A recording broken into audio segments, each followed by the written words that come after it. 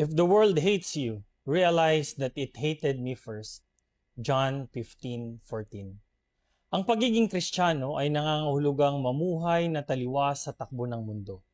Sa ating pagsunod kay Kristo, maaaring kamuhian tayo ng mundo sapagkat siya mismo ang unang kinamuhian nito. Tayo ay nasa mundo pero hindi tayo para sa mundo. Not worldly but rather otherworldly o makalangit sa lahat ng ating mga desisyon o aksyon. Ang pagiging counterculture ay hindi simpleng paghihimagsik, kundi katapatan. Ito ay pagpili sa katotohanan kahit mas madali ang kasinungalingan, pagpili sa awa kahit mas maingay ang paghihiganti, at pagpili sa kababaang loob kahit pinapahalagahan ng mundo ang pagmamataas. Sa huli, ang ating pagiging iba ay hindi upang maglayo, kundi upang magpatotoo. Sa pamumuhay sa mundo, ngunit hindi pagiging pag-aari nito. Nagiging tanda tayo na may higit pa sa mundong ito. Let us pray.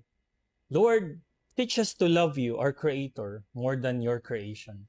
Give us the strength to remain steadfast in righteousness, even amidst the condemnation of the world, saved by the fact that we are yours and heaven is a real home. Amen.